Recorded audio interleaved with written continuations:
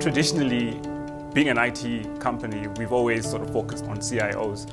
But in our engagements with the various public sector organizations, we saw that there was always a gap as the CFO came in at the back end of our discussions.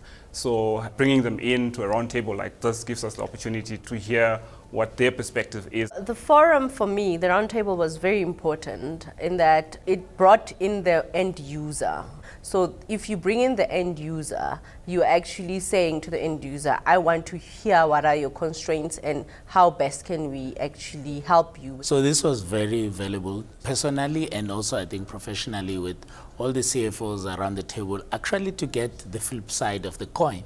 Because usually the CIOs always say CFOs are the ones who always cut their budget, you know, they're not maybe understanding the initiatives which IT is bringing in terms of technology investment. But what actually was interesting is that actually CFO says if they can explain it better, they can say the value, what the value it brings on the solution, on the systems, actually they will fund it. The finance profession, there's a lot happening at the moment, and I think there's always things that we can improve in terms of governance, in terms of regulations, in terms of ICT. The private sector has a huge role to play, especially in government's delivery of goods and services to its people. As a state, the government procures annually 840 billion rand of goods and services directly from the private sector. And I think there's a lot more that can be done to improve this relationship. I think the private sector can work better with government when it comes to the compliance issues. Because remember, government brings a lot of business to private sector, but where they find challenges is on the compliance side, because it takes long for private sector to fit into the compliance regulations of government. So definitely the role of the public sector CFO is evolving similarly to the private sector CFO. If you look at the challenges they face in terms of governance, compliance, being constrained with budgets and trying to do more with less, it's a commonality across both sectors. I think to me, what they're saying, if I just simplify what the CFOs, I listened to them, they said, just automate or actually make our life easy on simple processes. It seems like they're struggling even with basic simple processes, supply chain management rules and that governance, if it can be harmonized well to make sure that it actually can fast track some of the initiatives when they're executing or service delivery. They say a lot of time they spend on just trying to comply. Fourth industrial revolution is now upon us, so we need to move and embrace technology at the same time.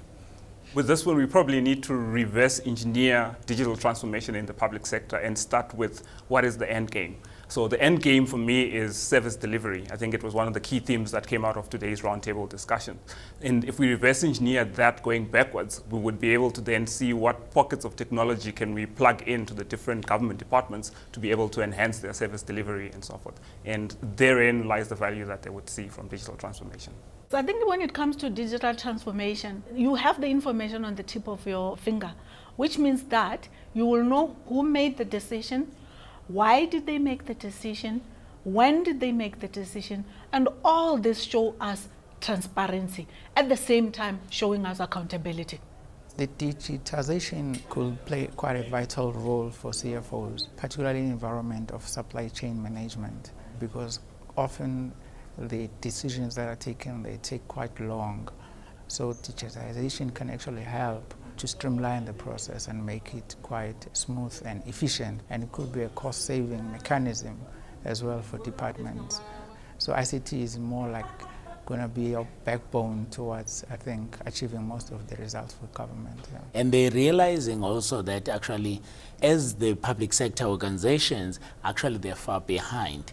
Well, maybe in comparison with our private sector peers, or even when you look at the other countries, actually, even if they're developing countries, but we're really far behind. We seem to be between the second and the third industrial revolution, while today it's already on the fourth industrial revolution. So I like that the CFOs are supporting that. Let's use technology to leapfrog. When it comes to government processes and also delivering services, I think the two are intertwined. You cannot separate them.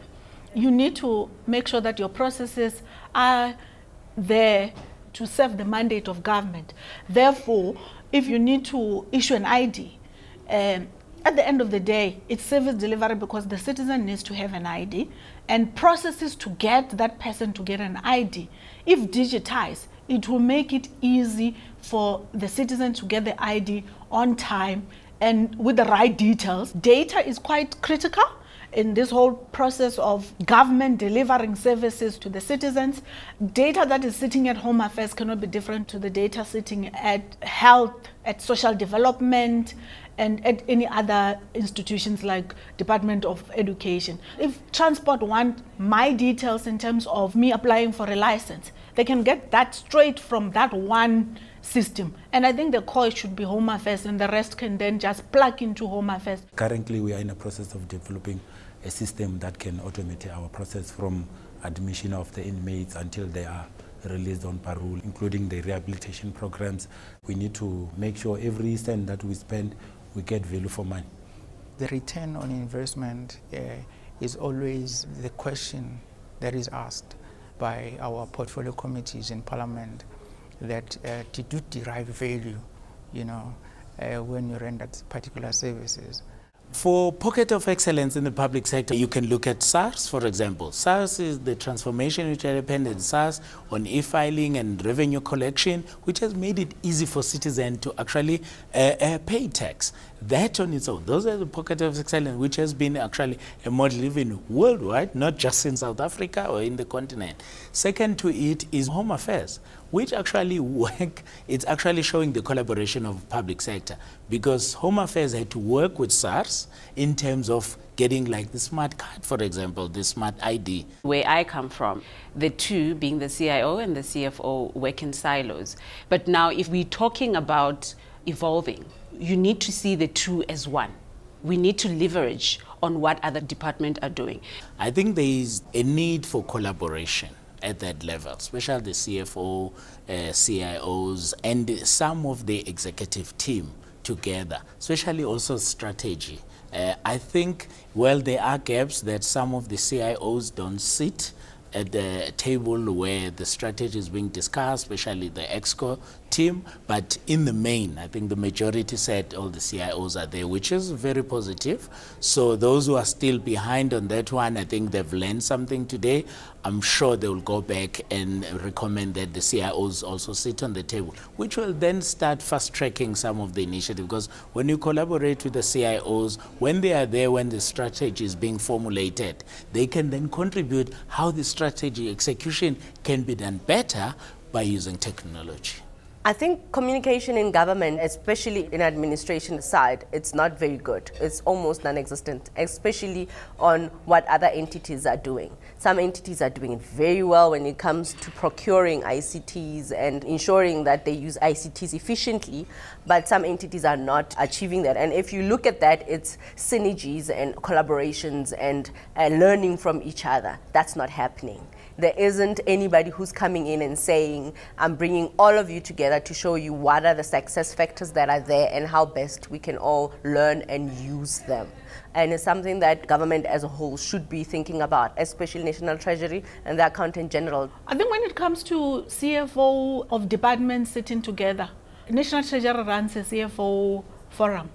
But in those future CFO forums, what is discussed there is mainly the accounting issues, financial management issues, and more complaints and perhaps solutions to certain issues, but it is more about the PFMA. There's also another forum for supply chain practitioners, but there's never, I think, a forum where CFOs of different departments come together and talk about how the data in their different departments can be used across the different departments that they work in.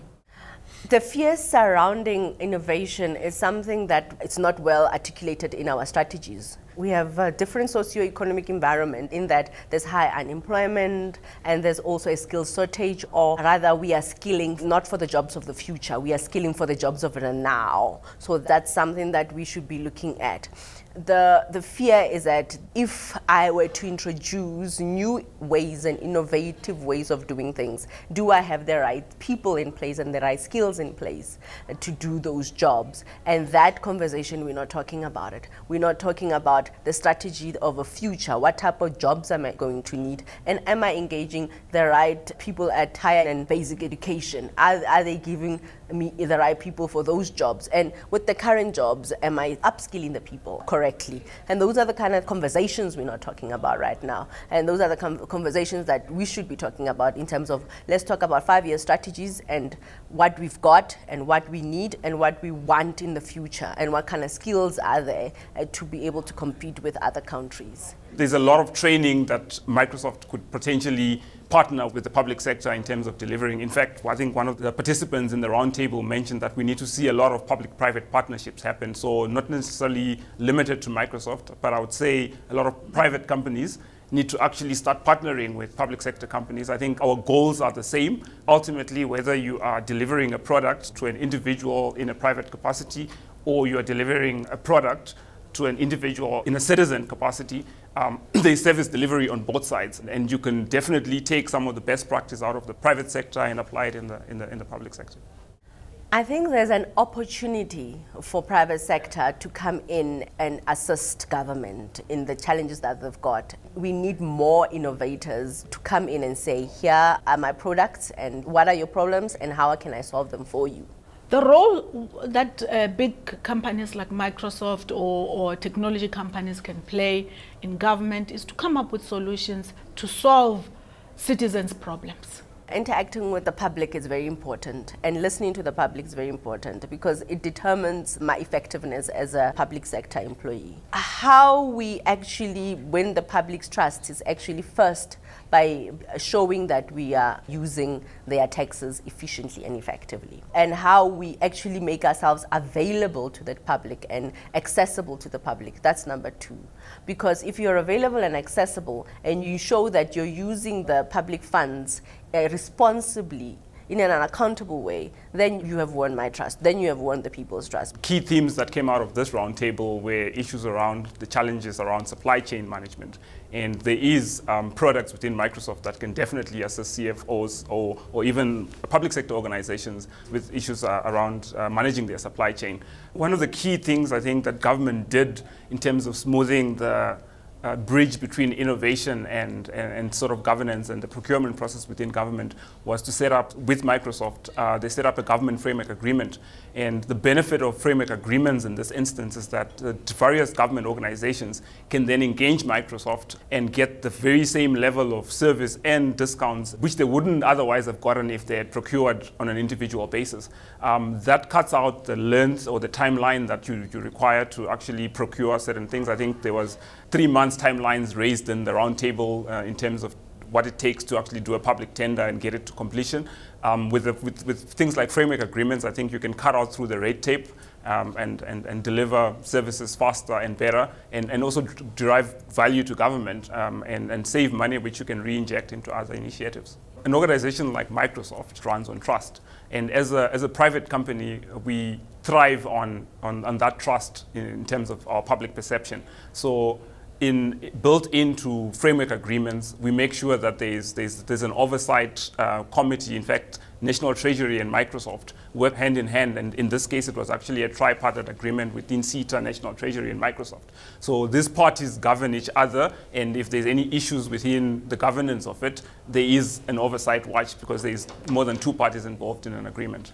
Any discrepancy, even within a South African context, can actually tarnish the reputation of Microsoft globally. So we do not take chances, and I think the tone from the top, from the leadership, is very clear that we do not engage in anything that could lead us to a situation where our reputation is tarnished. Compliance is put forward over actually revenue, for example. So we would rather possibly not make a profit or possibly not do business with certain parties to protect our reputation. And that tone is set from the top, and it's clear.